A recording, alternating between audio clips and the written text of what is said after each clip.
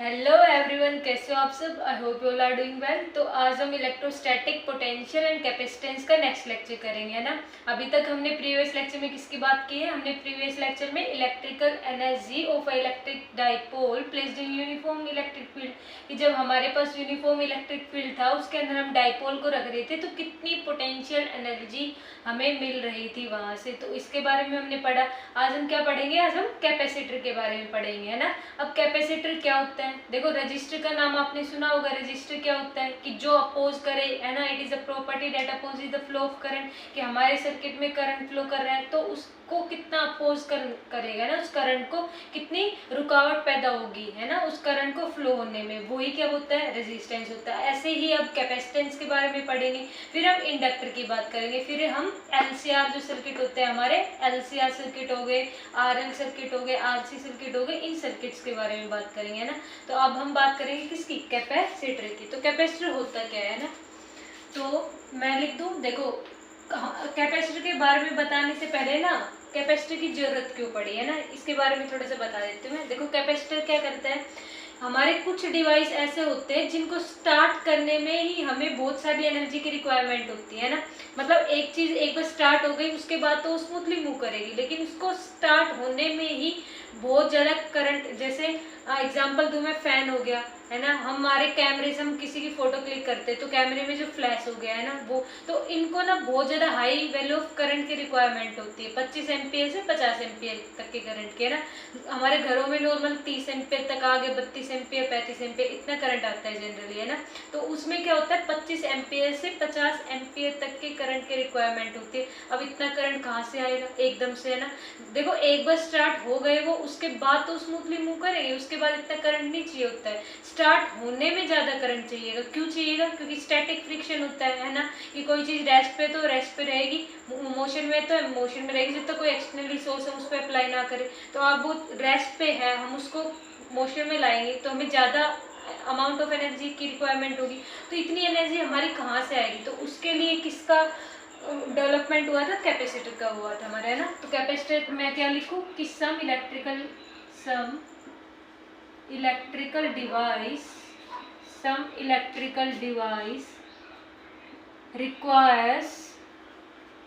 requires a very high value of current, a very high value of current।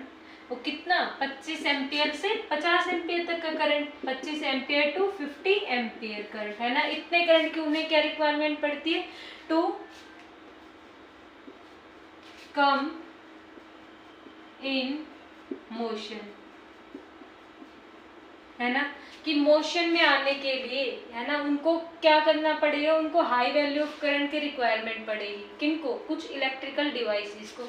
जैसे मैं क्या लिख दूं एग्जांपल में, है ना, कैमरे का फ्लैश हो गया हमारा, कैमरे का फ्लैश हो गया, फैन हो गया, कूलर हो गया, मोटर हो गई, है ना। ये सारे के सारे हमारे क्या है? एग्जाम्पल है कि इनको स्टार्ट करने में ही हमें हाई वैल्यू ऑफ करंट की रिक्वायरमेंट होगी। इतना करंट के हम बैटरी से दे पाएंगे? नहीं दे पाएंगे, क्योंकि बैटरी कुछ यही फर्क होता है। क्वेश्चन भी पूछ लेता है but is the difference between capacitor and battery. दोनों ही जब electrical energy, electrical charge provide करते हैं तो फर्क क्या हुआ?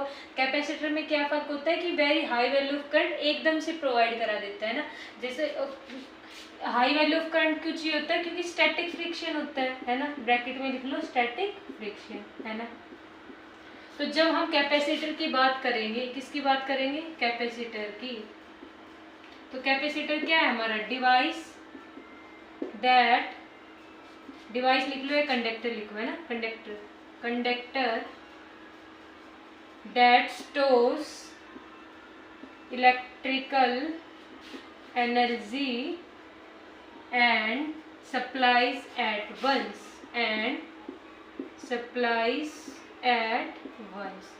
देखो, जो कैपेसिटर होता है हमारा वो क्या करता है कि एनर्जी को अपने अंदर स्टोर रखेगा और फिर जब जिसको जरूरत पड़ेगी तो एकदम से उसको प्रोवाइड करा देगा, है ना।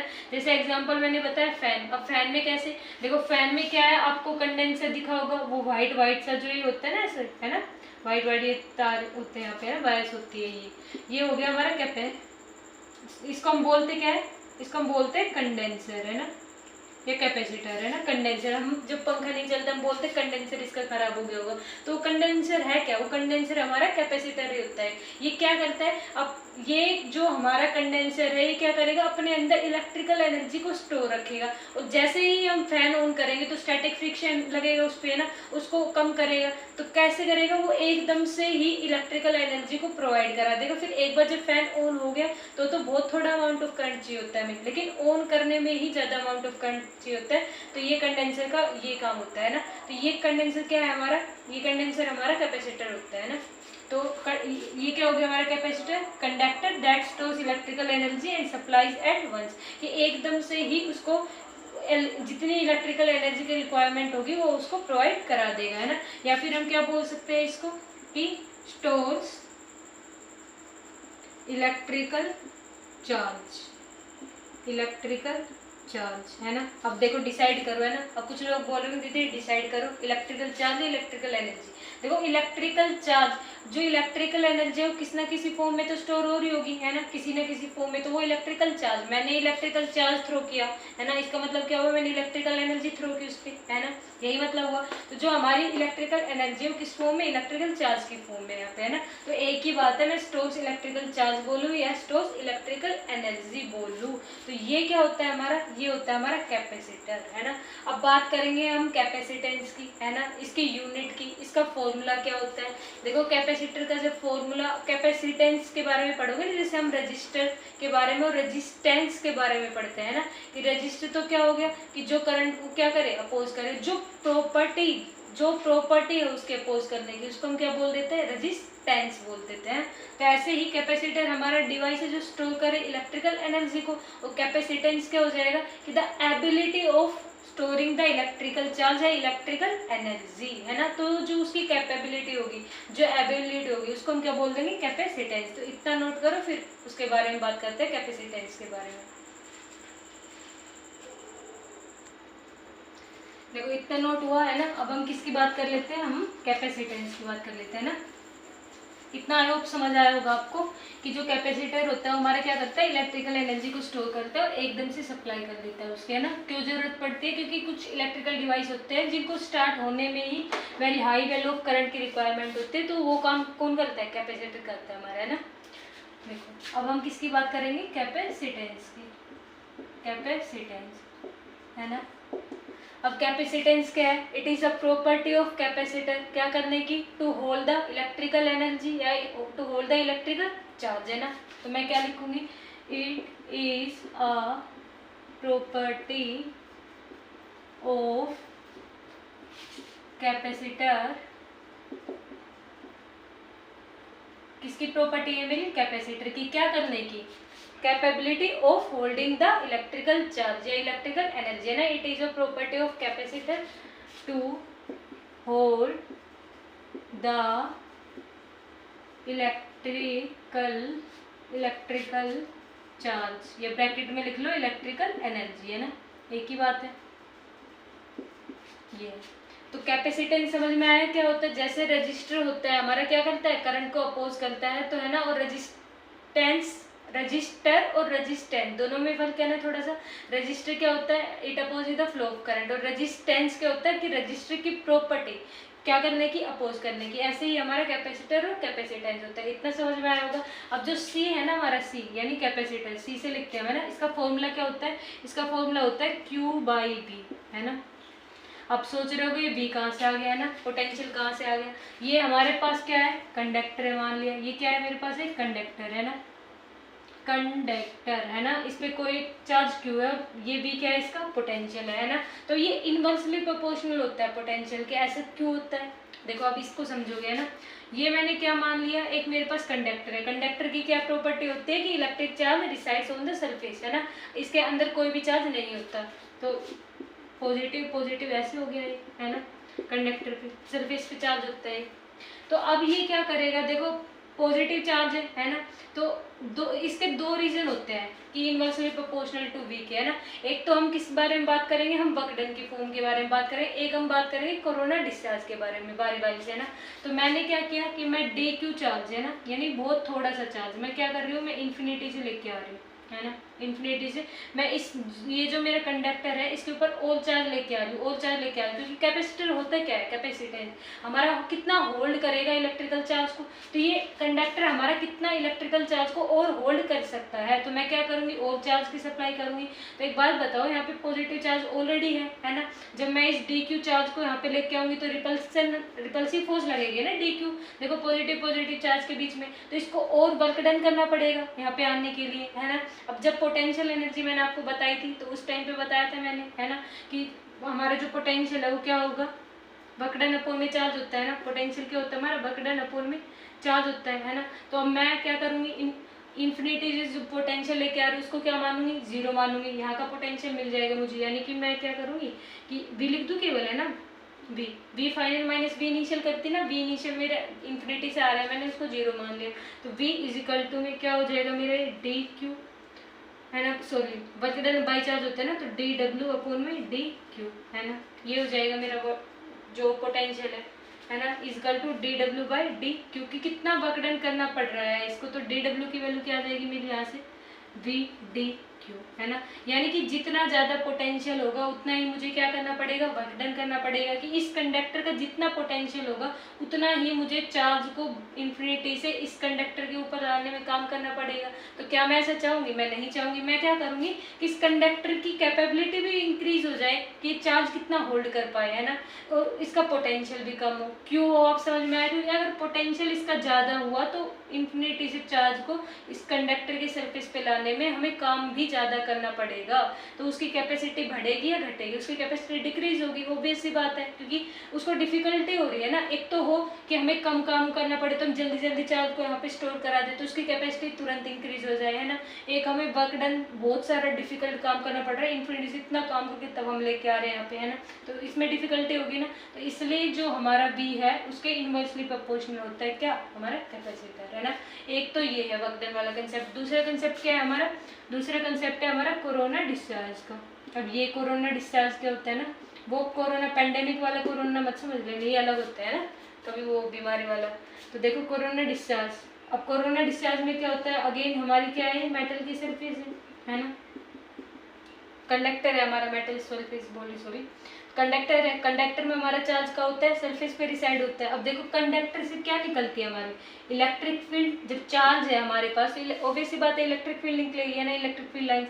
अब electric field lines positive charge की कैसे होती है, आउटवर्ड डायरेक्शन में, और नेगेटिव चार्ज के इनवर्ड डायरेक्शन में। Dipole movement negative to positive होता है, electric field positive to negative होता है, बहुत बार बता चुकी हूँ मैं बात, है ना।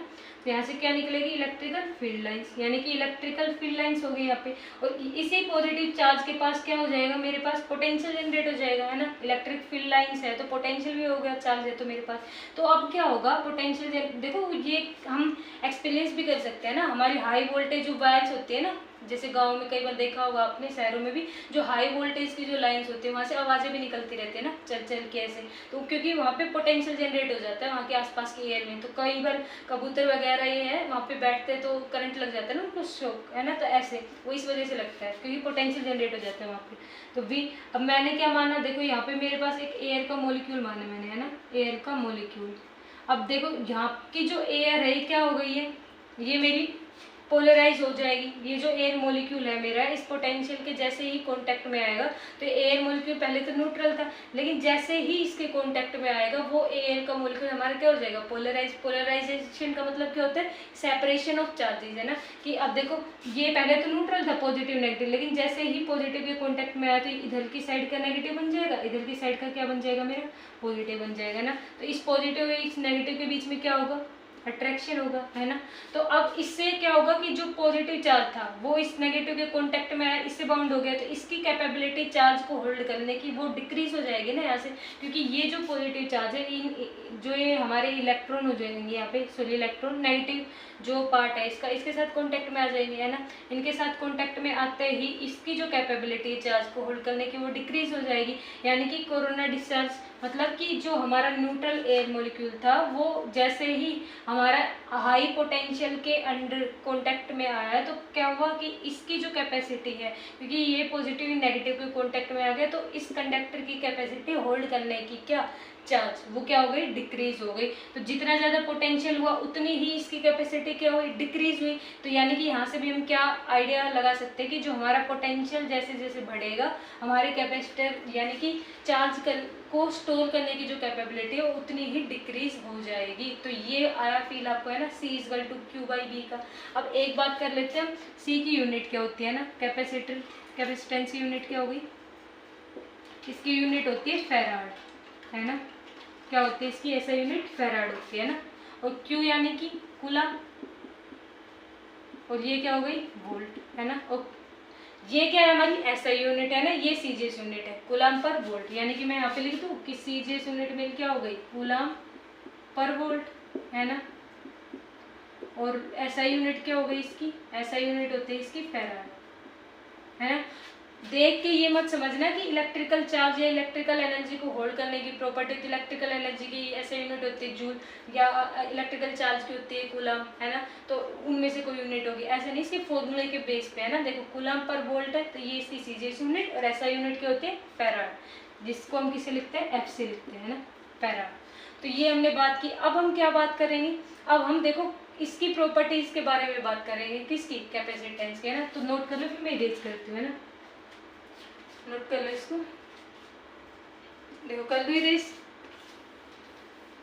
ये समझ आया कि C है हमारा कैपेसिटेंस है इनवर्सली प्रोपोर्शनल टू VQ होता है ना। अब एक चीज क्या है प्रॉपर्टी में, देखो कि it is independent of charge and potential. अब ये क्या लिख दिया मैंने ना, कई तो कंफ्यूज हो गए होंगे देखते के साथ कि अब मैंने अभी तो मैं 2 मिनट पहले बोल रही थी कि जैसे जैसे पोटेंशियल बढ़ेगा वैसे वैसे कैपेसिटेंस की वैल्यू क्या हो जाएगी, मेरी कम हो जाएगी, क्योंकि चार्ज को होल्ड करने की कैपेबिलिटी में डिक्रीज हो जाएगी, पोटेंशियल बढ़ेगा तो, है ना। और मैं अभी क्या लिख रही हूँ कि it is independent of charge and potential, है ना, यानी कि जो चार्ज और पोटेंशियल है उससे इसको फर्क नहीं पड़ता, है ना, ये बोल रही हूँ। तो देखो हम कैसे रिलेट करेंगे, हम रजिस्टर वाले टॉपिक से रिलेट करेंगे ना। अब देखो रजिस्टेंस मेरा क्या होता है, R equal to V by I होता है ना, यही होता है। तो अब आप लोग सोच रहे होंगे V और I पे डिपेंड कर रहा है, लेकिन एक्चुअल में तो ऐसा होता ही नहीं है। इसके बारे में तो सबको पढ़ा होगा ना, यही तो आपके लिए नया है टॉपिक, ये तो सबको पता होगा कि R equal to V by I है। तो कुछ सोच रहे होंगे V और I पे डिपेंड करते हैं, लेकिन ऐसा तो होता ही नहीं है। R हमारा किस पे डिपेंड करता है, R equal to rho L by A, है ना, इस पे डिपेंड करता है हमारा रेजिस्टिविटी, है ना, रेजिस्टिविटी लेंथ और एरिया ऑफ क्रॉस सेक्शन, इस पे डिपेंड करता है ना हमारा R, है ना। तो क्या V और I पे डिपेंड कर रहा है, नहीं कर रहा। क्यों नहीं कर रहा, क्योंकि हमें पता है V directly proportional to I होता है अकॉर्डिंग टू ओम्स लॉ, है ना। तो यहाँ पे इस प्रोपोर्शनलिटी साइन को हटाने के लिए मैंने क्या किया, कांस्टेंट ऐड किया इक्वल टू आई आर। तो ये आर मेरा क्या है, कांस्टेंट है एक तरीके से, है ना। तो ऐसे, और डिपेंड किस पे करता है, ये लेंथ पे डिपेंड करता है, एरिया पे डिपेंड करता है, नेचर ऑफ द मटेरियल, है ना, इन सब पे डिपेंड करता है, nature of the material, temperature वगैरह, इन सारे पे आज की वैल्यू हमारी डिपेंड करती है ना, ये हमें पता है। तो ऐसे ही सी है, ये क्या है कि Q बाई बी, यानी कि जैसे हमारा B directly proportional to I, इस प्रोपोर्शनलिटी कांस्टेंट को हटाने के लिए R कांस्टेंट हमने ऐड किया, जबकि ये R हमारे इस पे डिपेंड नहीं कर रहा, R इस पे डिपेंड कर रहा है, इस वाले फैक्टर पे। ऐसे ही हमारा जो कैपेसिटेंस है, भले ही इसका फॉर्मूला ये है, लेकिन वो डिपेंड नहीं करेगा किस पे, चार्ज और पोटेंशियल पे। तो किस पे डिपेंड करेगा, it depends on the dimensions of material and the medium, है ना। वो मीडियम पे डिपेंड करेगा और डायमेंशन पे डिपेंड करेगा, कौन, हमारा कैपेसिटेंस। समझ में आया इतनी बात कि वो इंडिपेंडेंट होता है चार्ज और पोटेंशियल के, जैसे हमारा आर इंडिपेंडेंट होता है वी और आई से, है ना। बेशक से उसके फॉर्मूले में आ रहा हो, लेकिन वो उस पर डिपेंड नहीं कर रही उसकी वैल्यू। तो ये क्या था हमारा कैपेसिटेंस, इतनी बात हमने कर ली। अब हम किसकी बात करेंगे, अब हम स्फेरिकल कंडक्टर, जो स्फेरिकल कैपेसिटर होता है उसके बारे में बात कर लेंगे थोड़ी सी, है ना। इसको नोट करो फिर। तो इतना समझ आया है ना। अब हम किसकी बात कर रहे हैं, स्फेरिकल कंडक्टर की या स्फेरिकल कैपेसिटर की, एक ही बात है ना। देखो आसान टॉपिक है एकदम, कुछ डिफिकल्ट नहीं है इसमें। रजिस्टर का कंसेप्ट पता होगा तो इसको तो आराम से रिलेट कर पा रहे होंगे ना। अब हम किसकी बात करेंगे, स्फेरिकल कंडक्टर। स्फेरिकल कंडक्टर लिख लो या फिर स्फेरिकल कैपेसिटर लिखो, एक ही बात है ना, कैपेसिटर। देखो स्फेरिकल कंडक्टर या कैपेसिटर मतलब कि मेरे पास एक स्फेरिकल क्या है, कंडक्टर है ना, charge again resides on the surface, conductor में है ना, ये प्रॉपर्टी होती है, सबको पता होगा ये सरफेस पे हो गया है ना। अब देखो हम अभी हमने क्या पढ़ा कि C क्या होता है हमारा, Q/V होता है ना, C क्या होता है हमारा, Q/V।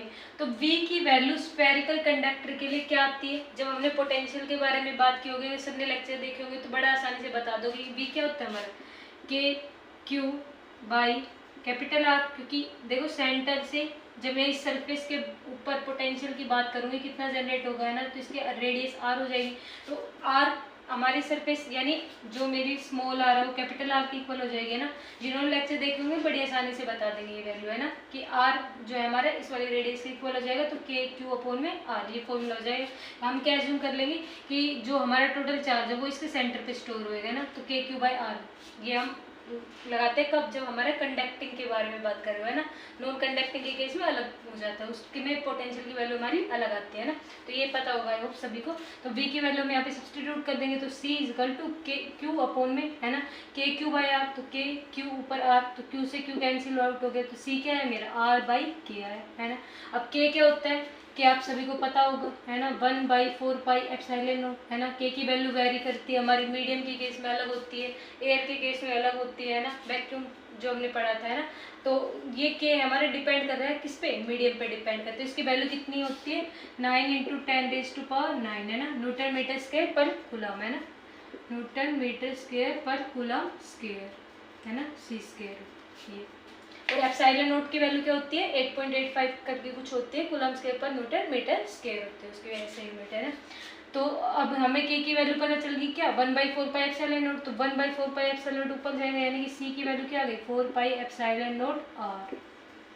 ये क्या होता है फॉर्मूला, किस केस में, स्फेरिकल कंडक्टर या कैपेसिटर, 100% ट्रू फॉर्मूला है ना, टेंशन नहीं लेना। तो देखो किस पे डिपेंड कर रहा है, एप्सिलॉन नॉट पे है ना, एप्सिलॉन नॉट। एप्सिलॉन नॉट हमें पता है क्या होता है, एब्सोल्यूट परमिटिविटी, क्या होता है ये हमारा, एब्सोल्यूट परमिटिविटी, ये सब बता चुकी हूँ मैं ऑलरेडी है ना, जब हमने इलेक्ट्रोस्टैटिक फील्ड और चार्जेस का लेक्चर पढ़ा था, तो उसमें मैं ये सारी बातें बता चुकी हूँ कि ई नोट क्या होता है ना, परमिटिविटी ऑफ फ्री स्पेस है ना, इसकी वैल्यू बता चुकी मैं क्या होती है ना, 8.85 × 10⁻11 करके कुछ होते हैं ना, कूलम स्क्वायर पर न्यूटन मीटर स्क्वायर। और ये क्या है हमारा आर रेडियस, यानी किस पे डिपेंड कर रहा है, मीडियम पे है ना। एप्सिलॉन नॉट यानी मीडियम की प्रॉपर्टी हो गई, और रेडियस यानी डायमेंशन। तो अभी मैंने क्या बोला था कि जो हमारा कैपेसिटर है वो किस पे डिपेंड करता है, केवल डायमेंशन पे और मीडियम पे, तो ये चीज़ यहाँ से प्रूव हो गई है ना। अब एक क्वेश्चन कर लेते हैं कि हमें क्वेश्चन में क्या गिवन है, हमें रेडियस गिवन है 1 मीटर है ना, रेडियस हमें गिवन है 1 मीटर पे है ना। हमसे क्या पूछा कि find capacitance, find capacitance of capacitor. उस कैपेसिटर के हमें क्या बताना है, कैपेसिटेंस यानी कितना वो चार्ज स्टोर कर पाएगा अपने अंदर, ये बताना है। तो देखो अभी हमने पढ़ा C क्या होता है हमारा 4 पाई एप्सिलॉन नॉट R है ना, और 1/4 पाई एप्सिलॉन नॉट की वैल्यू क्या होती है, 9 × 10⁻9 है ना, और R क्या है मेरा 1, तो अपॉन में इसको जब सोल्व करोगे यानी कि 9 × 10⁻9 है ना फराड, तो इसको सोल्व करोगे तो कुछ 10⁻, देखो इसको जब 1/9 को डिवाइड करोगे तो 0 पॉइंट करके कुछ आंसर आएगा, 0.1 करके × 10⁻−10 के ऑर्डर का है ना, इस ऑर्डर में आएगा फैराड में। यानी कि अब आप देखो एज्यूम कर सकते हो 10⁻−10 कितना छोटा हो गया ना। अगर मैं इसको माइक्रोफैराड में भी लिखूँ तो 10⁻4 माइक्रोफैराड, तो यानी इतना थोड़ा सा, जब मैं 1 वोल्ट का करंट 1 वोल्टेज का पोटेंशियल बढ़ाना चाहूँगी तो मेरे को इतना कैपेसिटर, ये जो स्टोर करने की उसकी कैपेबिलिटी है 10⁻⁴, यानी इतनी कम है ना 1 वोल्ट पे। तो ये क्या बताता है हमें कैपेसिटर की 1 मीटर की रेडियसली हमने कैपेसिटेंस हमें फाइंड आउट करना है, कितनी उसकी कैपेबिलिटी है चार्ज को स्टोर करने की। तो देखो कितनी माइनस में आई, यानी इतनी कम कैपेबिलिटी है उसको जब हम 1 वोल्ट का पोटेंशियल हम इंक्रीज करेंगे तो, है ना। तो ये क्या था हमारा स्फेरिकल कंडक्टर या कैपेसिटर। अब हम एनर्जी स्टोर की बात कर रहे थे, कितनी कैपेसिटर के अंदर हमारी एनर्जी स्टोर होती है, इतना नोट कर लो सब तक। देखो ये समझ में आया। अब हम बात करेंगे energy stored in a capacitor, है ना। इजी था यहाँ तक एकदम। हेडिंग लगाओ energy stored in a capacitor. तो हेडिंग हमारी energy stored in a capacitor. वो कैपेसिटर भी हम कौन से कैपेसिटर की बात कर रहे हैं, स्फेरिकल की, है ना। तो ब्रैकेट में लिख लो स्फेरिकल। देखो अगेन हम क्या बनाएंगे, एक कंडक्टर बनाया, चार्ज कहाँ पे, इसके सरफेस पे रिसाइड करेगा, है ना। अब हम क्या करेंगे, हम एक dq एलिमेंट को, चार्ज एलिमेंट को हम क्या करेंगे, इन्फिनिटी से इसके सरफेस पे लेके आएंगे, है ना, इन्फिनिटी से।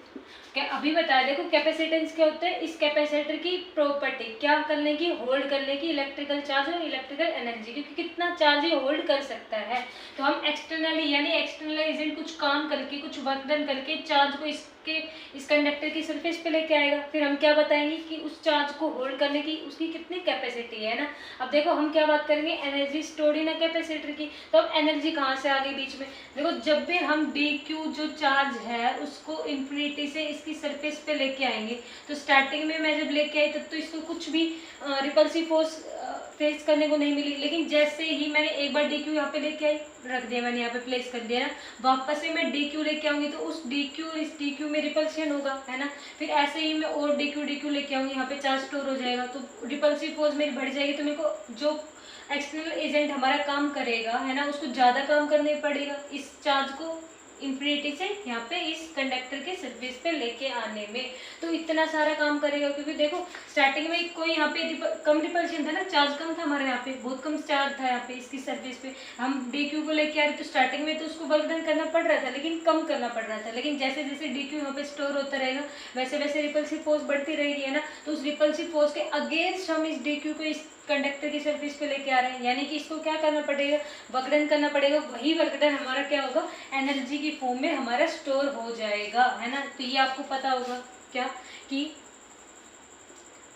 Work done by external agent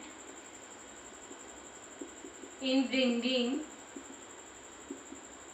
each dq element charge from infinity to its surface या infinity to the conductor, है ना। और वो किस फॉर्म में स्टोर होएगा, स्टोर्स इन फॉर्म ऑफ, किस फॉर्म में स्टोर होता है, इलेक्ट्रिकल एनर्जी। ये इस एनर्जी की फॉर्म में स्टोर हो जाएगा ना, इलेक्ट्रिकल एनर्जी। ये सबको पता होगा, है ना, हम पढ़ चुके हैं कि जब हमने पोटेंशियल एनर्जी की भी बात की थी कि U final minus U initial, है ना, वो किसकी इक्वल आ रही थी हमारी, वर्क डन अपॉन में चार्ज की, है ना। ये कितना वर्क डन उस चार्ज को इन्फिनिटी से उस पॉइंट पे लेके आने में हमें करना पड़ रहा था। तो उसी से हम जो हमारी पोटेंशियल एनर्जी है उसको कैलकुलेट कर पा रहे थे ना। तो हम यहाँ पे हमारा मेन टास्क है, हम dw कैलकुलेट करेंगे, है ना। अगर हमें वर्क डन की वैल्यू पता चल गई तो हम पोटेंशियल एनर्जी की वैल्यू बता सकते हैं कि कितनी एनर्जी वो स्टोर करेगा, क्योंकि जो वर्क डन ये कर रहा है, जो हमें इस dq चार्ज एलिमेंट को इन्फिनिटी से इसके कंडक्टर के सरफेस पे लाने में काम करना पड़ेगा, वही हमारा पोटेंशियल एनर्जी की फॉर्म में स्टोर हो रहा है ना। तो जब पोटेंशियल एनर्जी हमें इस dw की वैल्यू पता चल गई और हम इसको फिर क्या कर देंगे, इंटीग्रेट कर देंगे ना, यानी छोटे छोटे dq, ये जो dq है छोटे छोटे इस पे आके स्टोर होते रहेंगे, तो इसका नेट जो टोटल चार्ज q है वो इंटीग्रेट कर देंगे ना इस dq को, है ना, वर्क डन को, तो हमें पता चल जाएगा टोटल क्या चार्ज हमारा q कितना स्टोर हुआ। तो देखो एक चीज देखो यहाँ पे, इसको मैं अभी के लिए इरेज कर रही हूँ ना, एट t इजिकल टू 0, कि जब हमने स्टार्ट में नहीं किया था ना, ये हमारे पास नॉर्मल रखा हुआ था क्या कंडक्टर है, उस केस में हमने डी क्यू को यहाँ पे शिफ्ट करना भी शुरू नहीं किया था ना, तो उस केस में हमारे क्यू की वैल्यू भी 0 थी और बी की वैल्यू भी 0 थी, है ना। ये बी मतलब पोटेंशियल एनर्जी, भी यू है ना, एक ही बात है ना, यू लिख लो चाहे यू लिख लो इसको, है ना। यानी पोटेंशियल एनर्जी की वैल्यू भी क्या थी हमारी 0 थी, है ना, यू है ना, यहाँ पे लेके गए, और बी की वैल्यू भी हमारी क्या थी 0 थी, पोटेंशियल है ना, वो भी हमारा क्या था 0 पे था। कब? जब t इजकल टू 0, मतलब हमने स्टार्ट नहीं किया। अब जब हम at t is equal to small t, तो q की वैल्यू क्या हो गई, q हो गई, है ना, और b की वैल्यू क्या हो गई हमारी। अब देखो कैपेसिटर का फॉर्मूला क्या होता है, अभी बताया था c इजकल टू में q बाई बी, है ना, तो b की वैल्यू यहाँ से क्या आ जाएगी q बाई सी। तो मुझे बताओ v equal to Q by c, यानी ये जो मैंने फॉर्मूला लिखा c is equal to Q by v, वो इसके लिए मैं क्या लिख रही हूँ, इसके लिए मैं लिख रही हूँ c is equal to Q by V, तो यहाँ से मुझे b की वैल्यू मिल जाएगी क्या क्यू बाई सी। तो इस केस में कितना होगा, क्या इस केस में भी कैपेसिटर 0 होगा, देखो सोच के बोल रहा है ना, इस केस में कैपेसिटर 0 होगा, नहीं होगा, है ना। क्यों नहीं होगा, क्योंकि मैंने देखो अभी बताया था कि जो कैपेसिटर होता है वो किस पे डिपेंड कर रहता है, वो केवल डायमेंशन और मीडियम पे डिपेंड करता है। क्या वो v और जो हमारा क्यू है चार्ज उस पर डिपेंड करेगा, नहीं करेगा। तो उस क्योंकि जो कैपेसिटेंस है वो क्या होते हैं, capability to hold the charge, तो उसको क्या मतलब कि इस पे चार्ज ऑलरेडी स्टोर है या नहीं है ना, उसकी कितनी कैपेबिलिटी है चार्ज को स्टोर करने की, वो क्या होती है हमारी कैपेसिटेंस होती है। तो इसको ऑलरेडी चार्ज है या नहीं है, हम बाहर से लेके आ रहे हैं, उसको उससे क्या मतलब है ना, उसकी कैपेसिटी तो उतनी ही रहने वाली, कितना चार्ज स्टोर करेगा, है ना, टोटल चार्ज। तो इस केस में भी हमारा जो सी है वो क्यू बाई बी होगा, है ना, ये होगा। लेकिन Q की वैल्यू 0 है, तो यहाँ पे इसलिए B भी हमारा क्या आ जाएगा 0 आ जाएगा, इसलिए यहाँ पे 0 आ जाता है ना।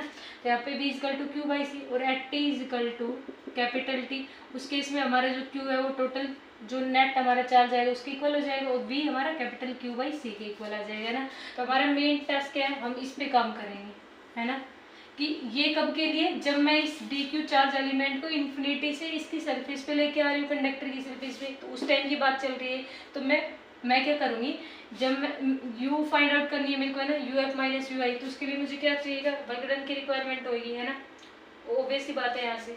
तो मैं क्या करूँगी, मैं जो डी डब्ल्यू है यानी कि डी डब्ल्यू ये निकालूंगी, है ना। अब डी डब्ल्यू जो हमें पता है कि v हमारा क्या होता है, वर्क डन अपॉन में चार्ज, है ना, यही होता है। यानी डी डब्ल्यू मेरा क्या हो जाएगा, वर्क डन, जो v है हमारा वो वर्क डन अपॉन में चार्ज होता है, तो वर्क डन की वैल्यू यहाँ से क्या हो जाएगी v इंटू क्यू, है ना।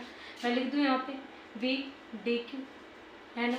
अब v की वैल्यू पुट कर दो, v की वैल्यू क्या है Q by C D Q, है ना। तो यानी D W is equal to में इंटीग्रेट कहाँ से कहाँ तक कर रहे हैं हम, 0 से लेके कैपिटल क्यू तक, जो टोटल चार्ज है हमारा, तो हम इसका जो टोटल चार्ज है क्यू, तो मैं क्या करूँगी, छोटे छोटे जो डी क्यू है, छोटे छोटे डी क्यू को लेके आऊँगी, तो क्यू क्यू की फॉर्म स्टोर होते रहेंगे। एक टाइम ऐसे आएगा जब ये सारे क्यू क्यू इस पे स्टोर हो जाएंगे, इसकी कैपेबिलिटी फुल हो जाएगी, है ना, कि कितना चार्ज होल्ड कर सकता था, मैक्सिमम ये कैपिटल क्यू चार्ज होल्ड कर सकता था, है ना। तो मैं इसको इंटीग्रेट कहाँ से कहाँ तक कर रही हूँ, 0 से, यानी कि जब इस पे कोई भी चार्ज डी क्यू एलिमेंट इस पे नहीं आने लगा था तब से, और जब तक इस पे टोटल चार्ज क्यू आ गए तब तक, है ना, यानी 0 से लेके क्यू तक।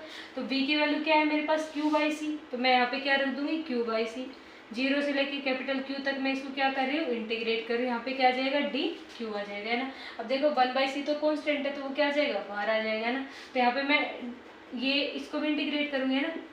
तो देखो डी डब्ल्यू यहाँ पे 1 है, 1 का integration with respect to W क्या आएगा डब्ल्यू, यानी डब्ल्यू इंटीग्रेशन सबको आता होगा, है ना आयु। तो देखो यहाँ पे क्या था हमारा 1/c कॉन्स्टेंट था, तो मैंने 1/c बाहर लिख लिया, है ना। अब क्यू का क्या करना है, इंटीग्रेशन 0 से लेके कैपिटल क्यू तक, और ये डी क्यू। अब इंटीग्रेशन तो सबको आता होगा, 12th का कंसेप्ट कर रहे हो, 11th में सीख लेते हैं ना। तो W is equal to 1/c, यहाँ से क्या आ जाएगा देखो क्यू स्क्वायर, 0 से लेके क्यू, है ना। इस क्यू की जगह आप क्या रखोगे, देखो जो ये क्यू है ना, इस क्यू का इंटीग्रेशन करोगे तो क्यू स्क्वायर बाई 2, है ना। टू भी तो आएगा डिनोमिनेटर में। इंटीग्रेशन में ऐसे ही तो करते हैं, डिफरेंशिएशन करते हैं इसका क्यू स्केल का, तो क्या आता, पावर आगे आ जाती, पावर में एक कम हो जाता है ना, तो 2q1 आ जाता है। लेकिन इंटीग्रेशन में क्या होता है कि पावर में हम क्या करते हैं, एक प्लस करते हैं और पावर हमारी डिवाइड में आती है ना, तो q की पावर 1 थी तो पावर में एक ऐड किया यानी 2, और वो पावर हमारी क्या आ गई डिवाइड में, तो क्यू स्केल बाई 2, और इस q की जगह आप लोग क्या रख दोगे, कैपिटल Q रख दोगे, तो कैपिटल Q स्केयर अपॉन में 2, यानी W की वैल्यू मेरे पास क्या आ गई यहाँ से, q स्केयर अपॉन में 2c, है ना। और हमें क्या पता है कि जो हमारी पोटेंशियल एनर्जी है U, है ना, वो किसके इक्वल होती है, -W ऑफ इलेक्ट्रिक फोर्स या फिर plus work done by external agent, है ना। ये मैं काफ़ी बार बता चुकी हूँ फॉर्मूला कि जो U है हमारा पोटेंशियल एनर्जी, वो -W इलेक्ट्रिक फोर्स होता है या फिर +W एक्सटर्नल एजेंट है। हमने एक्सटर्नल एजेंट में काम किया ना यहाँ पे, तो जो हमारी U की वैल्यू किसके इक्वल हो जाएगी, Q स्क्वेयर बाई 2c के, Q स्क्वेयर बाई 2c, ये हमारी किसकी वैल्यू आ गई, energy stored in a capacitor, है ना। और ये एनर्जी स्टोर कब हुई, जब हमने इस dq एलिमेंट को इन्फिनिटी से इसके सरफेस पे लेके आए, तो इसमें काम किया वर्क डन, वही वर्क डन हमारा एनर्जी की फॉर्म में स्टोर हो गया। फिर हमने क्या किया, t=0 पे, मतलब जब हमने शिफ्टिंग स्टार्ट नहीं की थी, है ना, उस टाइम पे चार्ज की, तो q हमारा 0 था, b की वैल्यू भी क्या थी, 0 थी, है ना। c हमारा दोनों तीनों केस में सेम रहेगा क्योंकि c डिपेंड ही नहीं करता b और q पे, है ना, वो डायमेंशन और मीडियम पे डिपेंड करता है केवल।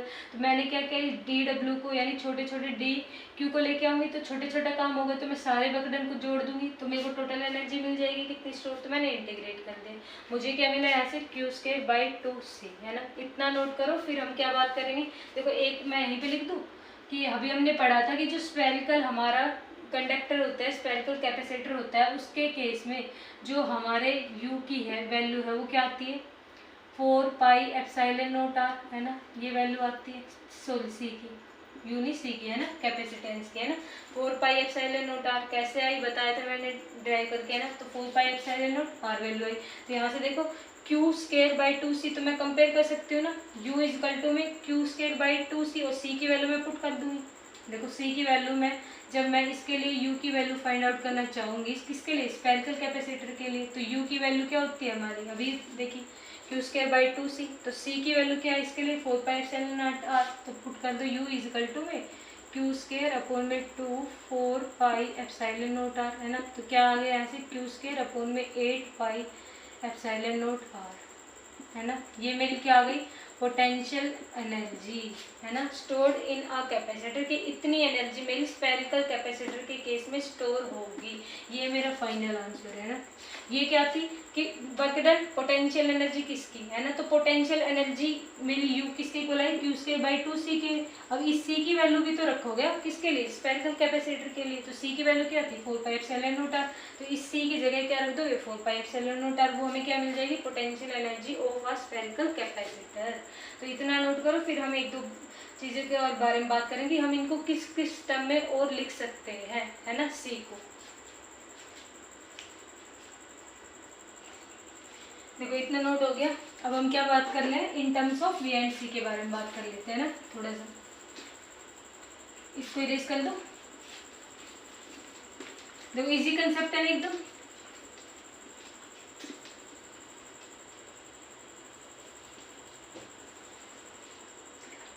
देखो एनर्जी की जो अभी मेरे पास वैल्यू आई है वो क्या आई है, क्यू स्क्वायर बाई 2c, है ना, ध्यान रखनी है आपको, है ना। जब स्फेरिकल कैपेसिटर या स्फेरिकल कंडक्टर के बारे में बात की तो यू की वैल्यू मेरी क्या आई है, अभी निकाली थी। कैसे निकाली थी कि जो सी की वैल्यू है स्फेरिकल कंडक्टर के लिए क्या होते हैं, 4 पाई एप्सिलॉन नॉट r, तो यहाँ पे क्या हो जाएगा, क्यू स्क्वायर अपॉन में 8 पाई एप्सिलॉन नॉट r, है ना। ये किसके लिए है मेरे, स्फेरिकल कंडक्टर या स्फेरिकल कैपेसिटर के लिए, है ना। अब मैं क्या बात करूँगी, मैं इन टर्म्स ऑफ, एक बार मैं Q एंड B के बारे में बात कर लेती हूँ, है ना। देखो हमें पता है क्या कि C क्या होता है हमारा, Q बाई V, है ना। तो मेरे को Q और B के टर्म्स में बात करनी है, तो मैं क्या करूँगी, U मेरे पास क्या होता है, Q स्क्वायर बाई 2c, तो इस C की वैल्यू में किससे रिप्लेस कर दूँगी, Q बाई V से।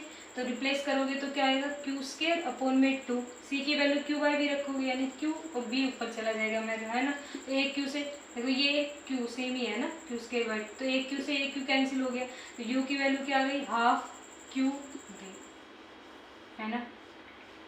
एक मैं किस टर्म में बात कर लेती हूँ, in term of V and C। V और C के बाद टर्म्स में बात कर लो, है ना, Q एंड C कर लो, है ना, Q एंड C के टर्म में। देखो अब C क्या होता है हमारे पास, Q बाई V होता है ना, तो Q एंड C की टर्म में बात करनी है तो V की वैल्यू क्या हो जाएगी यहाँ से, Q बाई C, है ना। हमें बताया कि U क्या होता है हमारा, Q स्क्वायर बाई 2C, है ना, यही होता है। और Q की वैल्यू आप लोग यहाँ से निकालोगे, सॉरी V आएगा ना, यहाँ पे V आएगा, V एंड C, है ना, V और C के बारे में बात करोगे ना, मैंने पहले देखो सही लिखा था V एंड C, तो V एंड C के बारे में, तो Q की वैल्यू क्या आ गई यहाँ से VC, है ना, तो Q की वैल्यू यहाँ पे सब्स्टिट्यूट कर दो, V square C square by 2C, है ना, एक C से एक C कैंसिल हो जाएगा, तो U की वैल्यू क्या आ गई मेरे पास, हाफ CV स्क्वायर। ये आ गई मेरे पास क्या, मेरे पास पोटेंशियल एनर्जी की वैल्यू आ गई, यानी energy stored in a capacitor किस टर्म में, हमारे पास V और C के टर्म में आ गई है ना। ये किस टर्म में आई है, Q और V के टर्म में आ गई है ना। अब लास्ट टॉपिक क्या बचा है हमारे पास, लिमिटेशंस किसकी, स्फेरिकल कंडक्टर की। इस स्फेरिकल कंडक्टर को हम क्यों यूज नहीं करते, देखो जब मैंने न्यूमेरिकल कराई आपको 1 मीटर के लिए, तो हमने क्या देखा वहाँ पे कि जो हमारे कैपेसिटेंस की वैल्यू है 10⁻⁻10 के ऑर्डर की आ रही थी, यानी कुछ ऐसी वैल्यू आ रही थी ना, C की वैल्यू 1/9 इंटू 10⁻9। जब इसको सोल्व करोगे आप डिवाइड करके देख लेना कैलकुलेटर से, है ना, तो 10⁻⁻10 के ऑर्डर का कुछ आएगा फेरड, यानी इतना कम कैपेसिटेंस आ रहा है ना, कितना लो कैपेसिटेंस आ रहा है, तो यानी कितनी कम कैपेबिलिटी है उसको क्या, चार्ज को स्टोर करने की।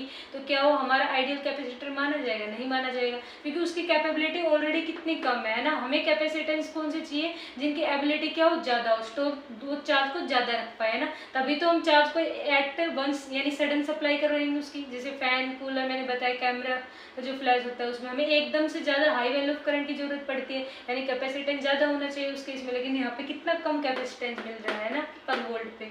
तो इसलिए हम क्या करते हैं कि स्फेरिकल कंडक्टर का यूज नहीं करते। अब हम क्या पढ़ेंगे, पैरेलल प्लेट कैपेसिटर के बारे में पढ़ेंगे। So please share and subscribe my channel. Thank you for watching my videos.